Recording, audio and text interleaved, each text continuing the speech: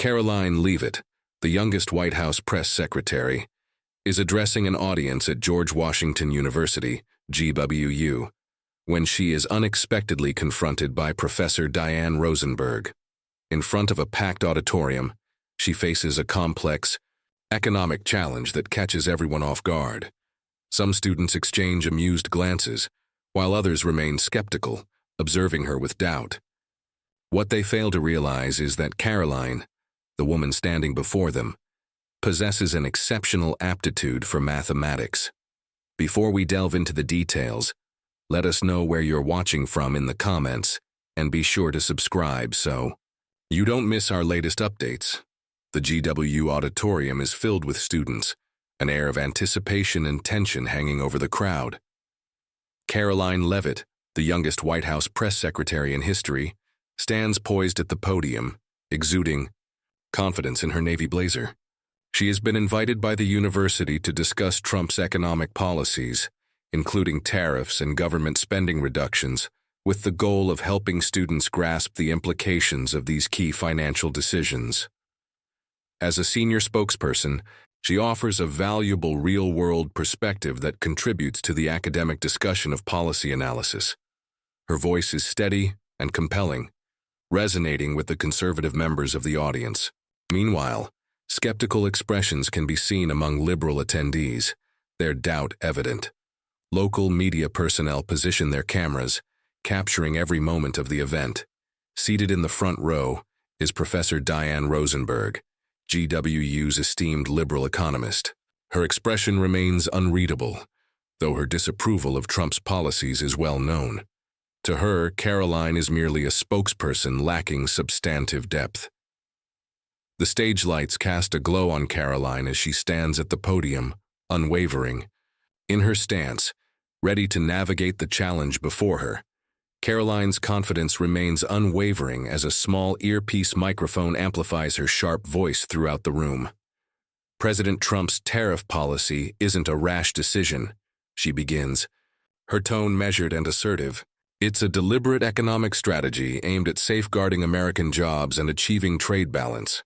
She gestures for emphasis, her eyes scanning the student audience. Conservatives in the middle rows nod in agreement, some quickly jotting down notes while liberals in the back exchange whispers, occasionally punctuated by quiet chuckles. Karoline remains unfazed. She is accustomed to skepticism in settings like this, much like at White House press briefings.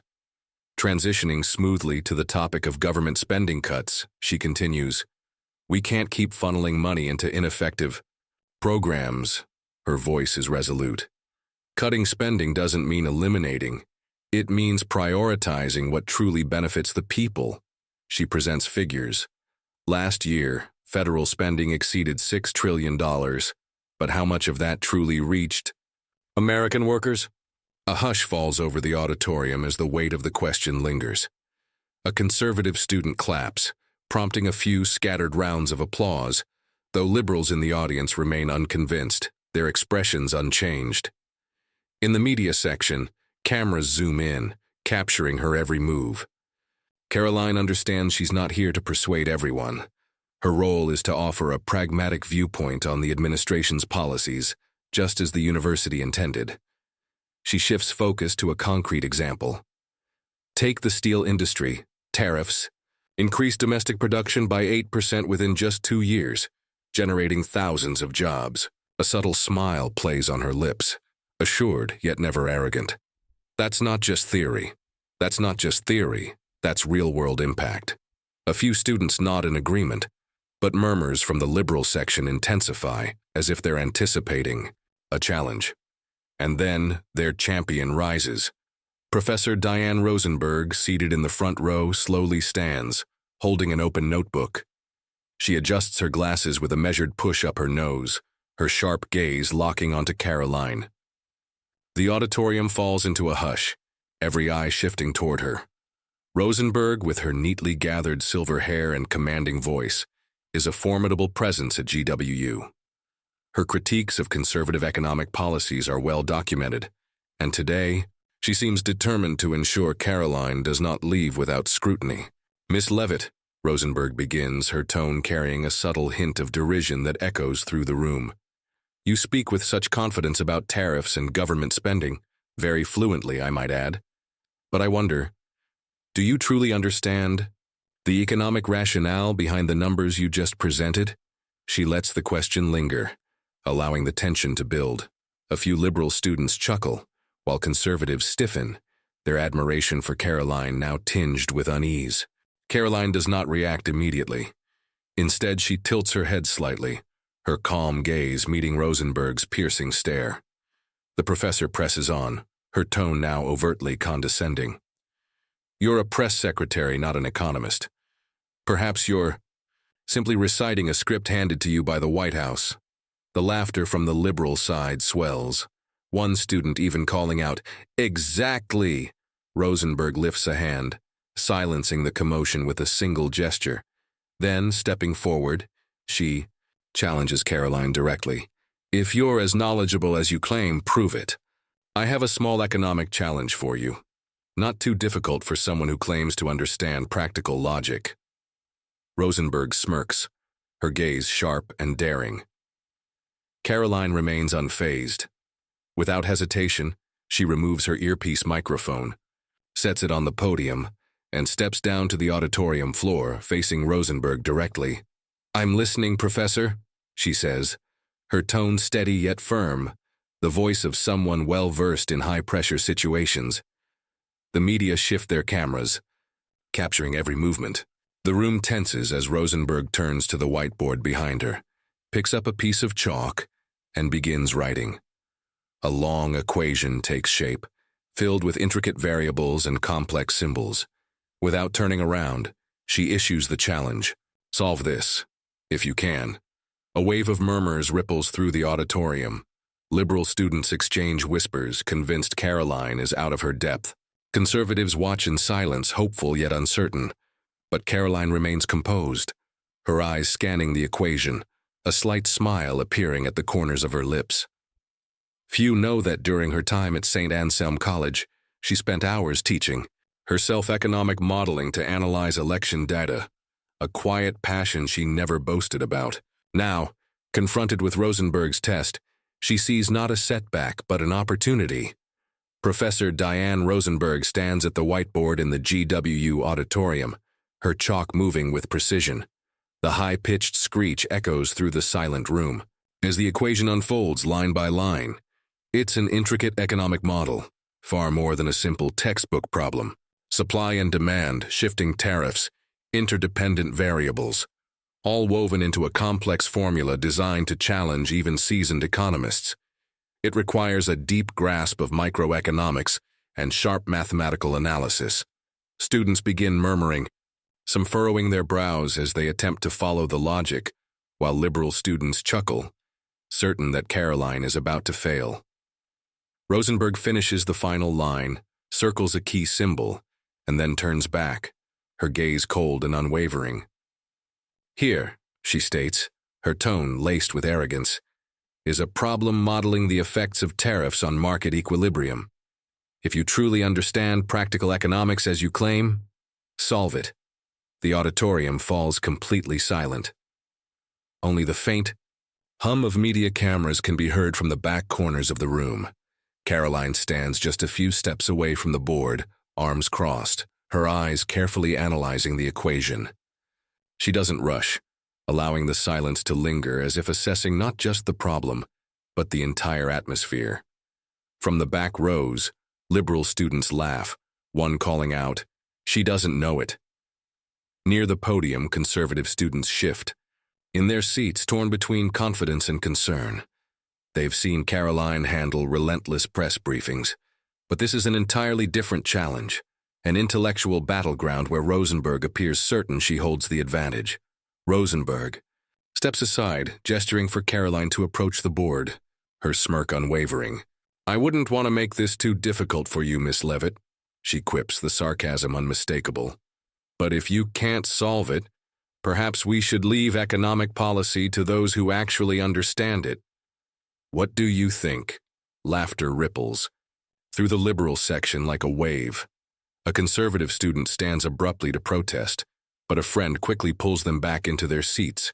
His friend pulls him back down, whispering, "Let her handle it." The media keep their lenses trained on Karoline, zooming in, waiting for her reaction. She doesn't flinch. Uncrossing her arms, she steps toward the board, each step firm against the wooden floor. The stage lights catch her blonde hair, illuminating her sharp, focused eyes. She halts before the board, studying the equation once more, not with fear, but with the precision of a strategist evaluating a challenge. A memory flickers in her mind. Late nights in her St. Anselm dorm, alone with a notebook, working through economic equations to decode election data for the political club. She never sought recognition for it. To her, mathematics was a tool, not a trophy. But now, that very tool is about to become her strongest asset. "All right, Professor," Karoline says, her voice steady, carrying the weight of someone accustomed to high-pressure situations. She reaches for the chalk in Rosenberg's hand, feeling its cool surface against her palm. An unexpected yet familiar sensation.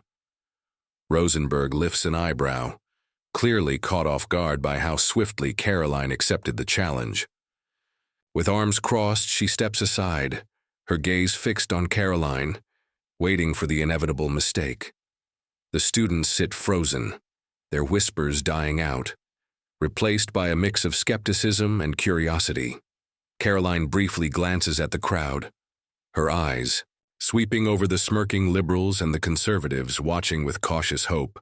A faint, knowing smile touches her lips, not one of arrogance, but of quiet confidence. "I don't just talk about policy," she continues, her voice unwavering. "I understand how it works." Then she turns back to the board, chalk poised between her fingers. The room falls into complete silence. Only the faint scratch of chalk against the surface and the steady rhythm of her breathing remain. Rosenberg refuses to let up. She takes a step closer, her voice slicing through the air. "Are you sure, Miss Leavitt? This isn't a press conference. No script team to rescue you here." Her words are calculated, meant to unsettle, but Karoline doesn't flinch. She doesn't even turn. Her chalk moves with purpose, sketching the first curve, a representation of supply, then another for demand. "I don't need a team, Professor," she responds, her tone calm yet edged with certainty. "I just need logic." The murmurs from the liberal students begin to fade, their amusement replaced by something else. Curiosity. A student leans toward a friend, whispering, "Is she actually solving it?" The weight of the moment intensifies. This isn't just a mathematical problem. It's a carefully set trap, designed to throw Karoline off balance in front of a packed audience and flashing media lenses. But she remains unfazed. Her posture stays firm, her hand moving across the board with deliberate precision, as though she's accustomed to turning difficult situations into opportunities. Inside, she feels the fire growing. She knows exactly what Rosenberg is trying to prove, that a conservative like her doesn't belong in an academic arena. But what the professor doesn't realize is that Karoline has been preparing for moments like this her entire life. In the back of the room, cameras zoom in. The media capture every detail. The equations forming on the board, the quiet determination in Karoline's expression, and the subtle shift in Rosenberg's stance.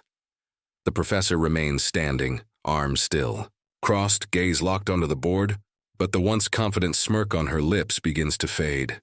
She pauses briefly, her gaze sweeping over Rosenberg's equation once more. The problem isn't just about economic knowledge. It's a test of patience and unconventional thinking. "Interesting," she murmurs under her breath, barely audible to anyone but herself. Then, without hesitation, her chalk moves faster, methodically unraveling the trap Rosenberg had set. Her eyes track each line, dissecting the problem like a strategist mapping out a battlefield. The auditorium remains eerily silent, save for the rhythmic breathing of the students and the low hum of media cameras capturing every moment. In the back, liberal students remain unconvinced, whispering among themselves, waiting for her to stumble. Near the podium, conservative students watch with a tense mix of anticipation and concern, fingers gripping their seats. Karoline flicks a glance toward Professor Rosenberg. The professor, standing a few steps away with arms still crossed, maintains a piercing gaze as if willing her to falter. The once smug smirk has faded, now replaced by something more subtle. Curiosity. Perhaps she hadn't expected Karoline to step up so quickly. "Get started, Miss Leavitt," Rosenberg says, her tone laced with mockery. "We don't have all day." Karoline doesn't respond. She merely gives a small nod and turns back to the board. She knows this is more than a simple academic exercise, it's a battle, and she has no intention of losing. Her chalk moves. The first line appears, a simple curve. "This is supply," she states, her voice steady and clear. "What companies are willing to sell?" Another line intersects it, and this is demand, what buyers want. The screech of chalk cuts through the heavy silence. She pauses for a moment, turning slightly toward the audience. "Before tariffs, a free market balances here." She points to the intersection of the two curves. At this point, stability exists, no external interference. "Ewa." Few liberals murmur. One whispers, unimpressed. "She's just drawing basic graphs." Karoline ignores them. Instead, she draws another line, slightly above the original supply curve. "Now, add tariffs." She continues, her voice unwavering. "They increase costs, pushing supply upward. And that changes everything. Fewer goods, higher prices." She taps the new intersection on the board. This is where the market shifts. The murmurs die down. Eyes sharpen. Even those who doubted her moments ago now find themselves drawn in. Rosenberg steps closer, her voice cool. "Everyone knows that, Miss Leavitt," she says.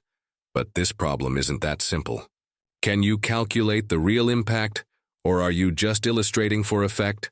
A few liberal students chuckle, but Karoline remains unfazed.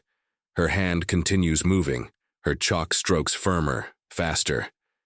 "I'm getting there, Professor," she replies, smoothly. "Just need you to be patient." She gestures to the new supply line. "When tariffs raise costs, output drops, but not as much as people assume." She keeps her tone composed, her words deliberate. "Why? Because tariffs also stimulate domestic production over imports. Yes, prices rise, but so do domestic jobs." She draws a small arrow from the new intersection, reinforcing her point. Karoline turned to the room, her eyes shining as she saw students beginning to nod in understanding. The atmosphere in the auditorium shifted. Liberals who had been laughing just moments ago now leaned forward, trying to follow her logic. A student whispered in disbelief, wondering if she actually knew what she was doing. The conservatives, who had been watching nervously, now sat up straighter, their expressions changing from uncertainty to admiration. The media cameras captured every movement, zooming in on the board, then on Karoline. Professor Rosenberg tightened her arms across her chest, her sharp gaze locked onto the board, but she remained silent, perhaps waiting for a mistake. Karoline didn't notice the shift around her. She was entirely focused on the problem, as if the rest of the room had faded away. In her mind, she was back at St. Annelle, pulling late nights with a notebook, studying how taxes affected jobs. She never did it to show off. She did it to understand. And now, all of that knowledge was coming to life in real time, at this very moment. "The next step," she said, her voice steady, "is seeing how this plays out in reality, not just on paper." She drew another short line on the board. "Output dips a bit from tariffs," she explained. "But if domestic production rises, it offsets the loss. Prices go up, but not too much, because American goods replace imports." She pointed to the board, with confidence. "This is what we see in real life, not just in theory." Some students nodded, though a few remained skeptical. Karoline wasn't throwing out complex formulas. She wanted them to grasp the meaning, not just the numbers. Rosenberg interrupted, her tone sharper. "You're oversimplifying," she said, pointing at the board. "This problem isn't just about graphs. You're skipping how jobs and import prices shift, or do you not know?" Karoline paused, then turned to her with a slight knowing smile. "I'm not done, Professor," she said, her voice calm but firm. I'll explain that too. Give me a few minutes. She drew another small line. When output shifts, jobs shift too, she continued. Tariffs cut imports, but domestic factories hire more workers. It balances out. She pointed to the board again. Import prices rise, but not by much if we produce more ourselves. The auditorium buzzed with murmurs. A conservative student whispered, "She's taking her down." Even the liberals, though doubtful, started looking at the board with genuine curiosity. Rosenberg's frown deepened. Her gaze was no longer arrogant. It was focused. She stepped closer, studying each line carefully, searching for a flaw. But Karoline didn't stop. She worked faster now, her chalk moving like a story unfolding, each stroke bringing her closer to victory. In her mind, this wasn't just math. It was how she defended the policy she believed in, and she was doing it in a way that everyone in the room could see. Professor Diane Rosenberg's equation, an intricate economic model of supply and demand, tariffs, labor, and import prices, was no longer a trap. It had become Karoline's playground. White chalk lines stretched across the board, from initial supply and demand graphs to sub-equations linking output, jobs, and prices. The room was silent, except for the faint screech of chalk and the steady rhythm of Karoline's breathing. Liberal and conservative students alike leaned forward, eyes glued to the board. The media panned their cameras constantly, zooming in on each symbol she wrote. Karoline paused briefly, scanning the board one last time, double-checking her work. Karoline had just calculated the impact of tariffs on labor, and now it was time to connect the dots to import prices, the very point Rosenberg had emphasized to challenge her. She turned to the professor, her expression composed yet resolute. "You're right, Professor," she said, her voice steady. "The ripple effect on import prices is significant. I'll calculate it now." Rosenberg frowned, crossing her arms even tighter. It was clear she hadn't expected Karoline to take on the challenge so directly. Karoline added a new variable for import prices and introduced a sub-equation. "Import prices depend on domestic output after tariffs," she explained, moving swiftly across the board. When domestic output declines due to tariffs, import prices rise. However, if tariffs stimulate local production, this effect is mitigated. She wrote down the equation. "This," she pointed, "is the import price increase, and it's not as severe as many assume. Domestic production helps bridge the gap." The auditorium filled with murmurs. A liberal student whispered in disbelief to a friend, wondering how Karoline had managed to work out the import calculations so quickly. Across the room, conservative students exchanged glances of approval, some nodding with satisfaction. Rosenberg stepped closer, her sharp gaze scanning every detail on the board. But this time, her expression didn't hold its usual air of superiority. There was a subtle shift, a flicker of tension. Karoline remained unaware, her entire focus locked onto the equations in front of her. She turned to the audience, her tone calm yet persuasive. "Let's bring it all together," she continued. "Tariffs initially reduce output, increase prices temporarily, and affect jobs while lifting import costs. But in the long run, they drive domestic production, which stabilizes jobs." She wrote out the final results, each value methodically derived from her calculations. With a final, deliberate motion, she circled the answers and stepped back, placing the chalk down with a soft click. "That's the economic logic," she said, turning toward Rosenberg. "Any further questions, Professor?" For a brief moment, the auditorium was silent, as if the room itself was still processing what had just unfolded. Then, a conservative student shot to his feet, clapping enthusiastically, triggering a wave of applause from his peers. The reaction spread, not just among conservatives, but even among some neutral students who had initially attended out of curiosity. Meanwhile, the liberals remained still, their eyes darting between Karoline and the board, no longer laughing, just processing, some with clear frustration. The media captured the moment, their cameras shifting from the board covered in chalk, marks to Karoline's unwavering stance, then to Rosenberg, still standing there, arms tightly crossed. Rosenberg cleared her throat, stepped closer once more, and meticulously examined each step of Karoline's work. She adjusted her glasses, her lips pressed firmly together, double-checking every calculation. The room collectively held its breath. After a long pause, one that felt like an eternity, she turned to Karoline. Her voice, devoid of its earlier mockery, carried a reluctant acknowledgement. "Your solution is correct," she admitted, her tone subdued. "Mathematically, it's accurate."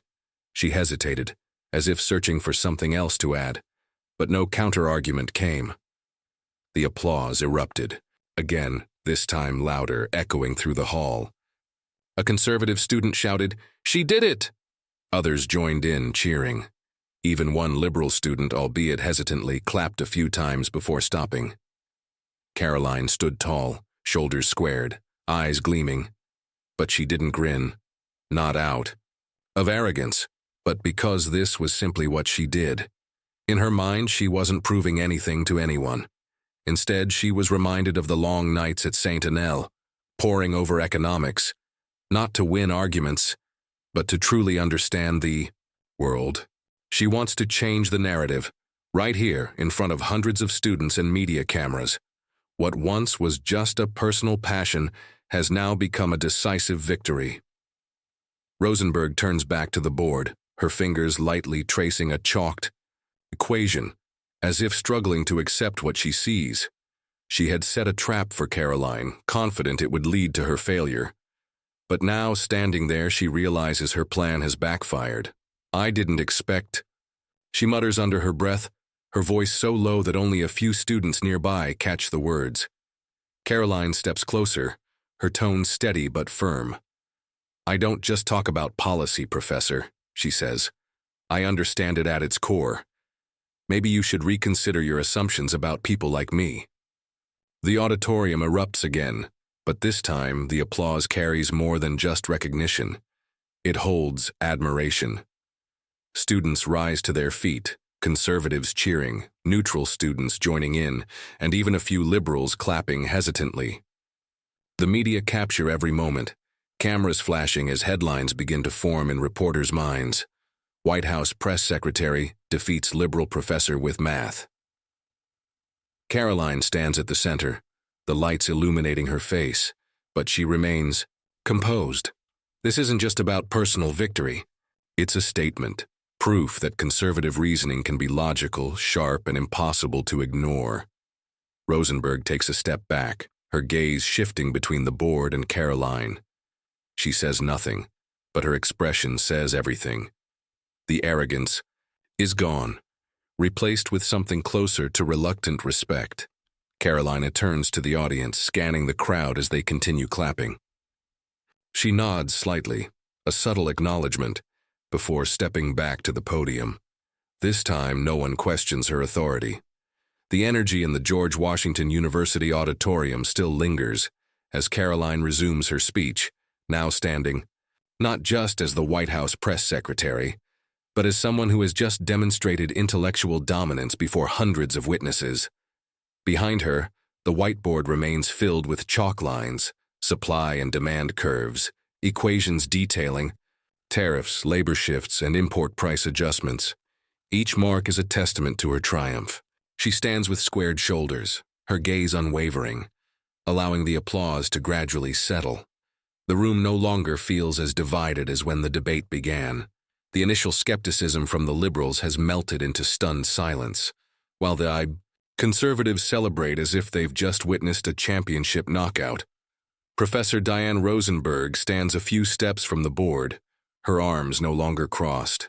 She scans the equations one last time before shifting her attention back to Karoline.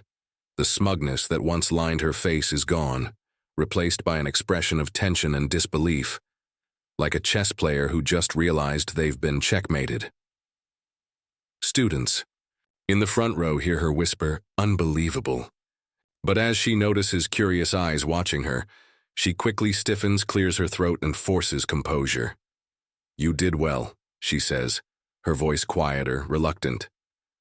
"I'll admit, your solution is correct." She says nothing more. Instead, she turns and walks back to her seat, her steps noticeably slower, the weight of her defeat evident. The auditorium erupts once again. A conservative student jumps up, fist raised. She took her down. The cheers spread, not just from conservatives, but from neutral students who had come expecting entertainment and instead found themselves witnessing an intellectual battle unfold. In the middle row, a girl who had originally sat among the liberals leans toward her friend and whispers, "I didn't expect her to be that good." Her friend nods, though her expression remains stiff. But she's still Trump's person. Even so, the liberals' mocking laughter has vanished. They have no more reasons to jeer. Karoline raises a hand for silence, a subtle smile flickering across her lips. "Thank you," she says, her voice clear but measured. "But I'm not here to show off. I came to explain our policy, and I just did. In the exact way Professor Rosenberg requested." The applause swells again, this time softer, less of an eruption, more of an acknowledgement.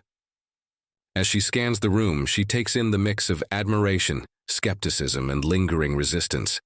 She knows she won't convince everyone, but she's changed the way they see her. In the corner, reporters are more active than ever.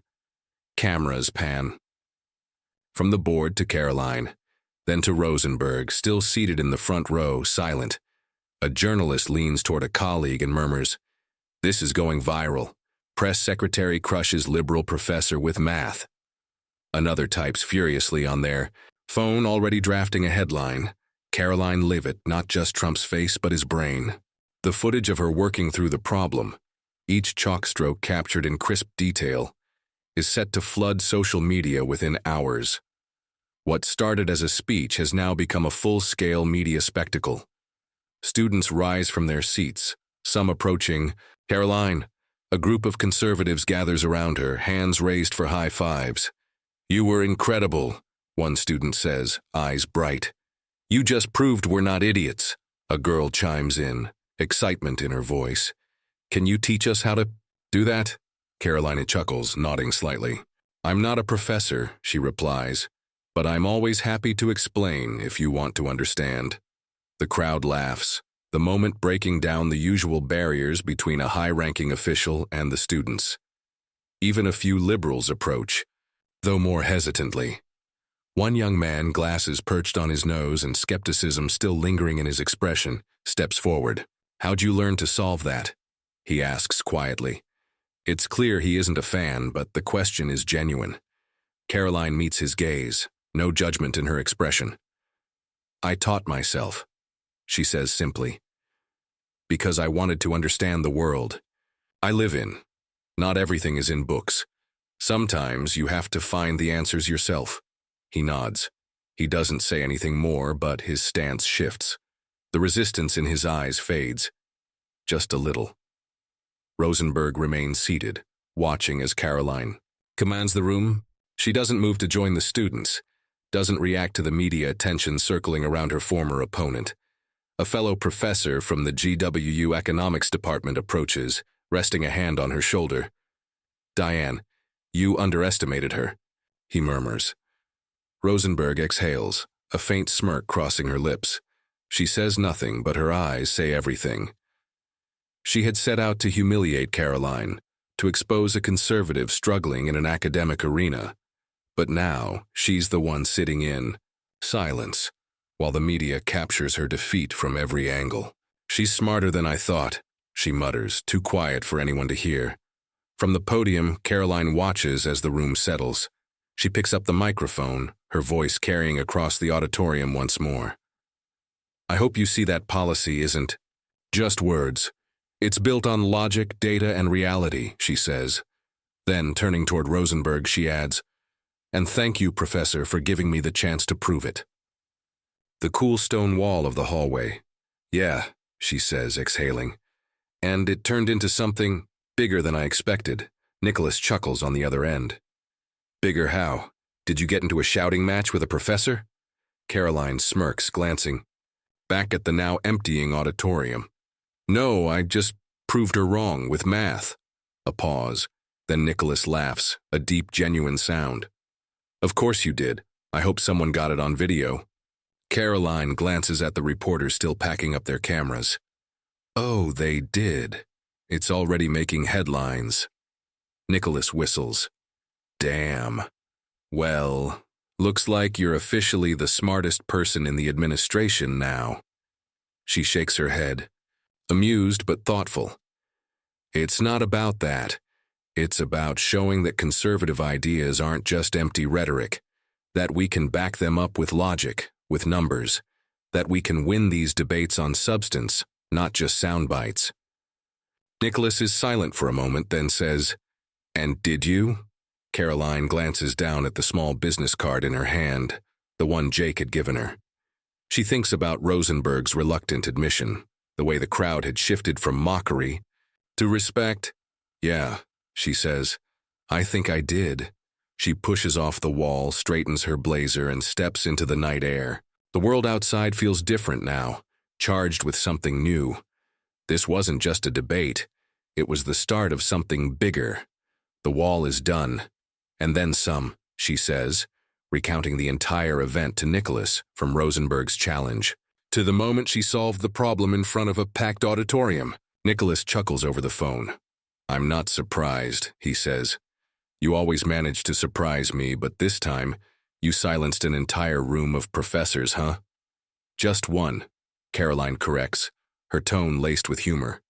"But it was enough to shift their perspective." She pauses, her eyes drifting down the empty hallway. "You know, I never expected to use math like this. It was always something I did for myself, to understand things better." Nicholas is quiet for a moment before speaking again. "Maybe it's time you let people see what you're truly capable of, not just as a spokesperson." His words make her stop and think. A warmth settles in her chest. "Thanks," she says softly. "I'll give it some thought." Karoline ends the call, slipping the phone into her pocket. She remains still in the hallway, reflecting, not just on her victory over Rosenberg, but on what it really meant. Back at St. Anselm, she had developed a passion for math because it helped bring clarity to a complicated world. Those late nights spent with a notebook and pencil, analyzing election data through economic models, sharpened her reasoning. She never flaunted her ability, not out of insecurity, but simply because she never sought validation. But tonight in the GW auditorium, she realized that her skill wasn't just a personal tool, it was a strength, a way to uphold her beliefs with precision and reason. She thinks about Rosenberg, the way the professor looked at her, first with doubt, then with reluctant acknowledgement. This wasn't just about solving an equation. It was about reshaping perceptions. The reluctant look in Rosenberg's eyes when she acknowledged Karoline's solution was undeniable. But Karoline doesn't feel triumphant. She hadn't come here to humiliate anyone. Still, she knows this moment has reshaped how people perceive her. No longer just a young politician or a polished spokesperson for Trump, she has proven she can stand her ground in an intellectual setting, facing experts and winning with logic. This isn't just a personal victory. It sends a strong message about the administration she represents. They don't just make claims, they have substance. Stepping outside, the crisp Washington, D.C. air meets her skin. Standing on the steps, she gazes over the GW campus where students continue to linger, discussing the event. A few glance her way, whispering, maybe they've just seen the video now circulating online. Karoline knows it won't take long before this moment spreads, from Twitter to primetime news. She's prepared for that, but a deeper question lingers. What should she do with this talent? Being press secretary is already a demanding role, but today opened a new path, one where her mathematical expertise could merge with her political instincts. She considers Jake's invitation. Joining the research group isn't just an opportunity to guide students. It's a chance to dive deeper into policy, to use data and logic to challenge critics like Rosenberg. A small smile crosses her lips. Maybe it's time to step beyond the spokesperson role and become a real force for change. Karoline stands on the steps of the GWU campus, the evening breeze tousling her blonde hair. The fading sunset casts a warm, orange glow over the city. As she watches students and faculty pass by, their hushed conversations still echoing the aftermath of her speech, her phone vibrates in her hand. A message from the White House team. Videos going viral. You did great. She smiles. Not for the recognition, but for the certainty settling inside her. Today wasn't just about outsmarting Rosenberg. It was about dismantling expectations of her youth, her gender, and her conservative values. This isn't just a statement, it's a commitment to herself. This victory isn't merely about solving an equation. It's proof that she can stand firm in any setting, whether in a press room or a lecture hall. What was once a quiet passion for math is now a powerful tool, one she will wield to shape the future, not just for herself, but for the administration she represents. Karoline descends the steps, her small but assured presence merging into the crowd. Her eyes are bright, fixed on what lies ahead. No longer just a young spokesperson, she is now a force to be reckoned with, a mind no one will underestimate again. With each step, she embraces a larger vision, where reason and conviction will pave the way forward. Karoline Leavitt's experience in the GWU auditorium highlights a broader reality in today's America: political polarization and the biases people hold based on ideology or perceived roles in society. In a climate where debates between conservatives and liberals often escalate, from Trump's tariff policies to discussions on government spending, her story stands out. Professor Diane Rosenberg had dismissed her as nothing more than a mouthpiece for Trump, but Karoline proved her wrong, not through rhetoric but through intellect and confidence. Her ability to solve a complex economic problem, not just with figures and graphs, but by demonstrating its real-world implications, such as safeguarding American jobs, reflects a pressing need in today's discourse. The reaction from the auditorium, from skeptical liberal laughter to the conservatives' applause, underscores the deep divisions in the country, but also hints at the possibility of shifting perceptions through action, rather than words. When confronted with undeniable proof, the takeaway isn't just to work hard, it's to be prepared, especially in a competitive and often biased society. Karoline's approach to Rosenberg's challenge exemplifies this. She turned skepticism into an opportunity by applying the analytical skills she honed in college. The lesson is clear. Don't let others define you based on gender, age, or political beliefs. Instead, let your abilities speak for themselves. Her decision to accept Jake's invitation to join the research group reinforces an important truth. Small victories, like the one at GWU, can lead to even greater opportunities. Step forward, with confidence even when others doubt you, because in today's world, persistence and tangible results will always outweigh criticism. Thanks for being part of Karoline's journey. Don't forget to subscribe so you won't miss more stories of logic, resilience, and inspiring triumphs. See you in the next video, where we'll continue exploring moments that challenge stereotypes with real, undeniable proof.